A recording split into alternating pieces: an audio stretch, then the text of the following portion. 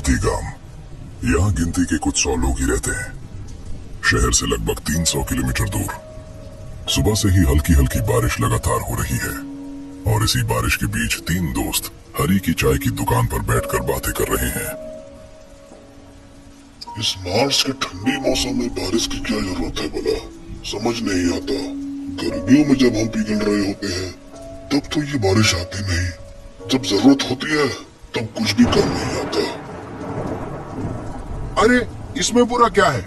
कंबल में लिपटकर लंबी और आरामदायक नींद ली जा सकती है और खाना खाकर कंबल के अंदर कहानी की किताब पढ़ने का मजा ही अलग होता है। बस कर, तेरी तो नींद ही नींद है। अगर तुझे सुलाकर कोई पटाखे बम भी फोड़ दे तब भी तेरी नींद नहीं खुलेगी। मुझे नींद बहुत पसंद है और समझ ले, जो नींद से प्यार करता है उसकी जिंदगी की आधी समस्याएं खत्म हो जाती हैं। अरे विनय, तुझे क्या हुआ? कुछ बोल ही नहीं रहा। क्या सोच रहा है? मैं सोच रहा हूँ कि सर्दियों में सबसे ज्यादा मजा चाय पीने वालों को आता है। जिसने चाय पीने की शुरुआत की थी उससे बड़ा खाने पीने का शौकीन कोई नहीं होगा। क्या शानदार आइडिया था उसका। मेरी किस्मत देखो, मुझे 2 दोस्त मिले हैं। एक कुंभकर्ण का वंश है जिसे बस नींद से प्यार है और दूसरा चाय का दीवाना। एक का दिन नींद से शुरू और नींद पर ही खत्म होता है और दूसरे का दिन चाय से शुरू होकर चाय पर ही खत्म हो जाता है। तुम दोनों से कुछ होने वाला है? जिंदगी में कोई मजा ही नहीं है तुम्हारे। लगता है तेरे दिमाग में कोई प्लान चल रहा है। अब सीधा बता, क्या कहना चाहता है? अच्छा तो सुनो, इस ठंडी रात में नाव लेकर मछली पकड़ने चले क्या? कैसा रहेगा? बहुत बुरा आइडिया है। इतनी ठंड, ऊपर से बारिश। अगर मुझे बुखार या सर्दी हो गई तो पिताजी मुझे बहुत मारेंगे। और अगर कुछ और हो गया, नहीं नहीं, मुझे भूतों से बहुत डर लगता है। जब बिल्कुल, कितना डरपोक है रे तू। हम लोग साथ रहेंगे तो फिर क्या डर रहा है? तो क्या तू चल रहा है विनय? सिर्फ मैं क्यों, ये ललित भी जाएगा। सुन, रात का खाना खाकर हम गंगाराम काका की छोटी नाव और जाल लेकर निकलेंगे। फिर घाट पर बैठकर बातें करेंगे और जाल डालकर मछली पकड़ेंगे। नहीं नहीं, मैं नहीं जाऊंगा। मेरे पिताजी मुझे जाने ही नहीं देंगे। अरे बेवकूफ, क्या तू अभी भी छोटा बच्चा है? घर में सोने का नाटक करना और खिड़की से निकल आना। तो तय रहा बात, आज रात हम मछली पकड़ने जाएंगे। सोचकर ही कितना अच्छा लग रहा है। पता है, ये मेरा बहुत पुराना सपना था। कितना पुराना सपना? अभी तो कहा तूने। अच्छा बस कर, अब हम चाय की दुकान के सामने मिलेंगे। अभी घर चलते हैं। लेकिन उससे पहले नाव और जाल का इंतजाम करना होगा।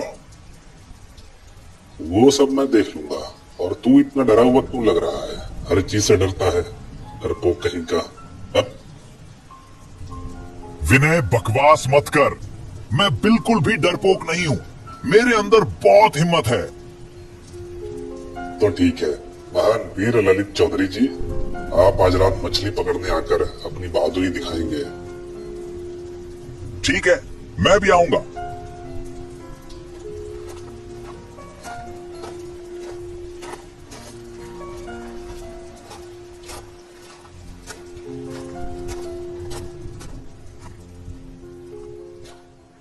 विनय गंगाराम मछुआरे के घर चला गया। गंगाराम बूढ़ा आदमी है। वो शाम के वक्त एक छोटी सी मचान में अकेला रहता है। कौन है इतनी रात में? अरे छोटे बाबू, आप इतनी रात को मेरी इस छोटी सी झोपड़ी में कैसे? कुछ खास नहीं, आज रात मुझे आपकी नाव और मछली पकड़ने का जाल चाहिए। हम दोस्त मिलकर नदी के घाट पर पूरी रात मछली पकड़ेंगे। दे दीजिए ना काका, मैं आपको 300 रुपए दूंगा। चलेगा ना? क्या कह रहे हो छोटे बाबू? रात में मछली पकड़ने जाओगे? ये बिल्कुल आसान काम नहीं है। तुम लोग दिन में मेरे साथ चलो। नहीं, हम रात में ही जाएंगे और आज ही जाएंगे। मैंने दोस्तों से वादा किया है। काका मना मत कीजिए, कृपया मान जाइए ना। रात में शांत नदी बहुत बेचैन हो जाती है। रात गहरी हो जाती है और ऐसी चीजें भी दिखाई देती हैं जो बहुत भयानक होती है। उन्हें सहने की उम्र और ताकत तुम लोगों में नहीं है। आप बस ये बताइए कि दोगे या नहीं। मेरे दोस्त मेरा इंतजार कर रहे हैं। अरे गुस्सा क्यों हो रहे हो? मैंने कब मना किया? अच्छा ठीक है, ले जाओ। वहां कोने में जाल रखा है और नाव घाट पर बंधी है। धन्यवाद काका, आप बहुत अच्छे हैं। ये लीजिए काका, पैसे लीजिए, ये आपका किराया है। अच्छा मैं चलता हूँ। नहीं नहीं छोटे बाबू, पैसे की जरूरत नहीं है, लेकिन ये काला धागा अपने हाथ में बांध लो। इससे कोई भी खतरा तुम्हें छू नहीं पाएगा। ये काला धागा कैसे खतरे को रोकेगा? अच्छा ठीक है, ना मत डरिए। अपने दोस्तों को भी ये पहनाना। ठीक है काका, अब मैं चलता हूँ।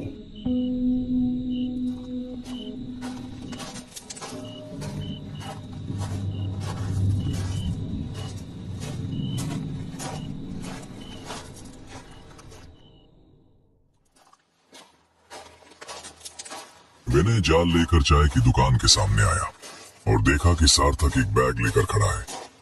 विनय को आते देख सार्थक बोला, अब आ रहा है तू? कब से इंतजार कर रहा हूँ। लगा था तू ऐसे ही बोलकर नहीं आएगा। अरे सुन, विनय चौधरी अपनी बात का पक्का है, लेकिन तेरे हाथ में इतना बड़ा बैग क्यों है? अरे भाई, पूरी रात मेहनत से मछली पकड़ेंगे तो भूख भी लगेगी ना। खाने का सामान लाया हूँ, एक छोटा सा दावत भी हो जाएगा। ठीक कहा तूने, लेकिन ललित कहाँ है? अगर वो नहीं आया तो मैं कल से उससे बात नहीं करूंगा, बता दे रहा हूँ। तभी बात करते करते ललित वहां आ गया। ललित के चेहरे पर डर साफ दिख रहा था।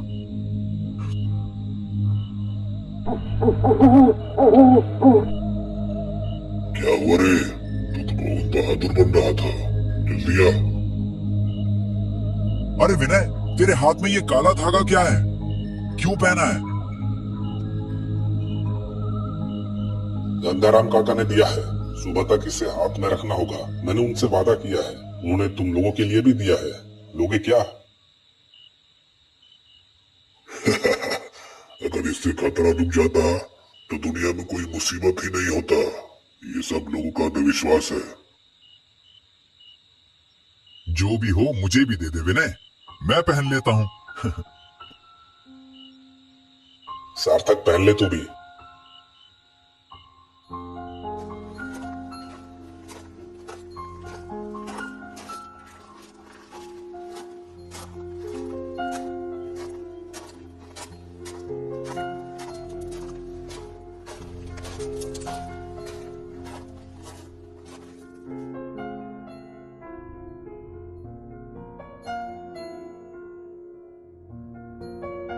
अरे देखो हम पहुंच गए।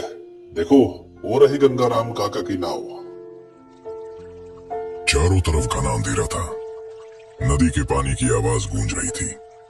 पूरा माहौल बहुत शांत लग रहा था। हे भगवान, चारों तरफ बिल्कुल सुनसान है, कहीं कोई नहीं है। क्या हम तीनों ही नदी में रहेंगे? हाँ रहेंगे, इसमें डरने की क्या बात है। तूने काला धागा तो पहन रखा है।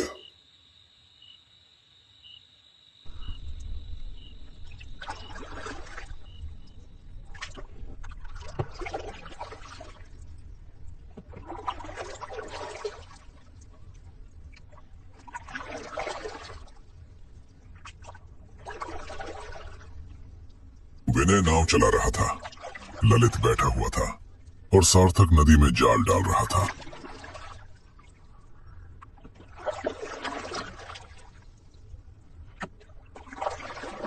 क्या हुआ रे, कोई मछली मिली क्या? यहाँ एक भी मछली नहीं है।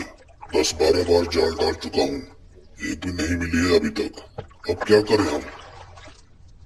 आगे थोड़ा बढ़ेंगे तो एक शमशान घाट है, क्या वहां जाकर देखें? नहीं, बिल्कुल नहीं। उस जगह के बारे में बहुत बातें सुनी है। वहां मत जाओ, प्लीज मत जाओ। मछली इतनी जरूरी भी नहीं है। आज रहने देते हैं, घर चलते हैं। अरे चुप कर, बाद में बोलेगा कि मुझे मछली पकड़ना नहीं आता। देख लेना, सबसे बड़ी मछली मैं ही पकड़ कर दिखाऊंगा। विनय, चलो उसे जले हुए शमशान घाट की तरफ चलते हैं। मत जाओ, चलो घर वापस चलते हैं। अरे डर क्यों रहा है? हम लोग साथ हैं ना, चल कुछ नहीं होगा। वे तीनों शमशान घाट की तरफ बढ़ने लगे। उस जगह से जुड़ी बहुत सारी डरावनी कहानियां थी, लेकिन उन्होंने अपने डर को नजरअंदाज किया और आगे बढ़ते गए। चारों तरफ सियारों की डरावनी आवाज गूंज रही थी। अंधेरा और सन्नाटा माहौल को और भी खौफनाक बना रहा था।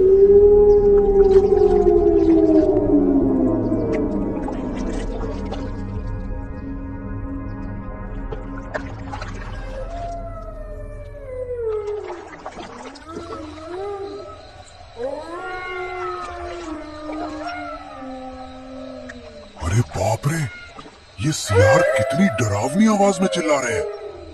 मैंने पहले ही कहा था कि यहां मत आना। तुम लोगों ने मेरी एक नहीं सुनी। चारों तरफ देखो, कितना डरावना है। सच में यार सार्थक, यहाँ बहुत अजीब लग रहा है। दिल घबरा रहा है। चल यहाँ से वापस चलते हैं। अरे थोड़ा रुक जाओ, जब आ ही गए हैं तो एक दो बार चाल डाल कर देखते हैं। सार्थक ने नदी में जाल डाला। कुछ देर बाद जब उसने जाल खींचा तो जो उसने देखा, जाल में एक लड़की का कटा हुआ सिर फंसा हुआ था। ये देखकर तीनों डर के मारे कांपने लगे।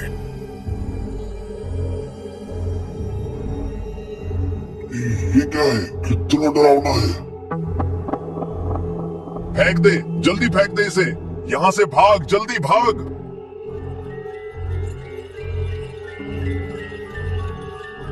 अरे ये क्या? नाव यहीं रुक गई है, चल ही नहीं रही है। अब क्या करें हम? अचानक उन्हें एक डरावनी आवाज सुनाई दी। मेरा सिर मुझे वापस दे। मैं कह रही हूँ, मुझे वापस दे। मेरा सिर मुझे वापस दे, नहीं तो तुम सबको खत्म कर दूंगी। ए भाई, ये सब क्या हो रहा है? मैंने पहले ही कहा था यहां मत आओ। लो, अब भुगतो। ये सब क्या हो रहा था? उन्हें कुछ खबर नहीं थी। उन्होंने डरते हुए ध्यान से देखा। नदी के किनारे एक लड़की खड़ी थी, सफेद साड़ी में। लेकिन सबसे डरावनी बात यह थी कि उस लड़की का सिर नहीं था। ये देखते ही तीनों ने तुरंत नदी में छलांग लगा दी और तैरकर पार जाने लगे। तभी फिर वही आवाज सुनाई दी।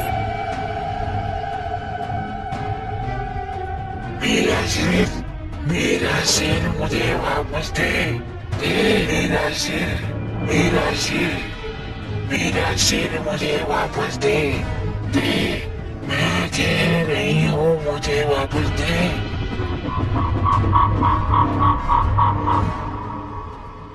तीनों जैसे तैसे नदी पार करके भागने लगे। भागते भागते उन्होंने देखा कि सामने एक घर में रोशनी जल रही है। घर देखकर उन्हें थोड़ी हिम्मत मिली। डरते डरते उन्होंने दरवाजा खटखटाया। कौन हो तुम लोग? इतनी रात में यहाँ क्या कर रहे हो? तीनों ने उसे पूरी घटना बता दी।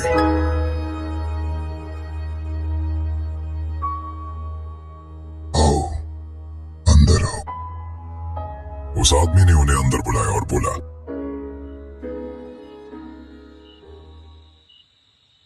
कुछ साल पहले की बात है।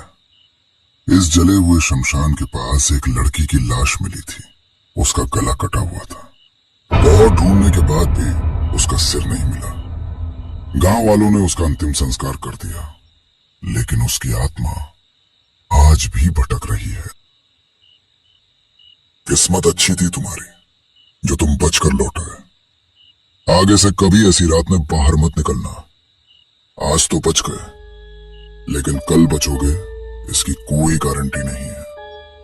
तुम लोग यहीं आराम करो, सुबह चले जाना। लेकिन वो लड़की कौन थी?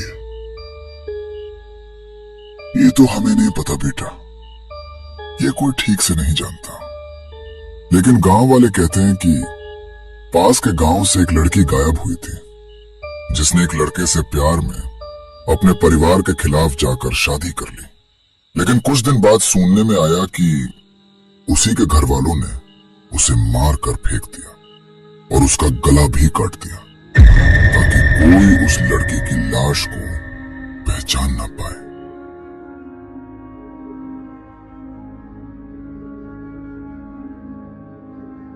हालांकि गांव वालों को सिर्फ उसका शरीर ही मिला था।